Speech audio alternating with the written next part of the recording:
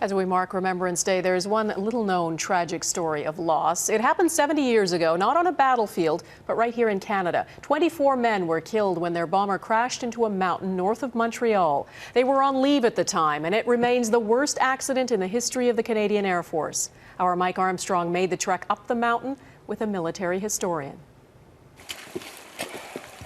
There is a striking difference between this peaceful setting on a quiet mountaintop and the tragedy that happened here. You gotta look at it. Wow. 7 decades after a Canadian B-24 Liberator slammed into this mountain, the wreckage still lays on the forest floor.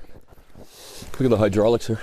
Broken and mangled by the violence of the impact, the men on board never had a chance. 24 Canadian airmen headed for some well-deserved time off. They were all going on leave. Yeah. You know? Probably had people waiting for them. Yeah. Flying home, meet some friends, meet some family. This is where they end up. Never make it home. No. The Liberator left Gander, Newfoundland, headed for Ottawa, October 19th, 1943. Well, the 24 people on board disappeared. The Royal Canadian Air Force searched a giant area, sending up more than 700 search flights, but eventually had to give up. It was only 32 months later, nearly 3 years, that a pilot noticed a flicker of light from a forest far north of where they'd looked. It was sun reflecting off the wreckage on a remote mountaintop. The men were buried on the mountain with only a handful of family members able to make the trek. Corporal Ronald Marr's father attended, his mother did not.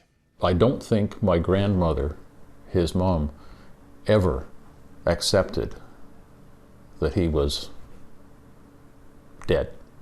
Graham Ingram never knew his uncle, but he's never forgotten him. Corporal Marr died at just 23 years old, and like so many of the fallen, never had the chance to have children. This is Ron. Ingram's as close as it gets. And his girlfriend was, her name was Lona. The family has kept stacks of correspondence and telegrams. They also have a letter written by Marr himself barely a week before the crash, telling his mother she'd see him soon. More news. I'm leaving here to come home on the 26th of October, barring, of course, all accidents. Good, eh? Ingram has made the trip up the mountain. He and his daughter found it hard physically and emotionally. What he does not question, however, is a choice that was made 67 years ago to bury the men together. These are people who live together, who work together for eternity. Let them be together. I think it was a good decision.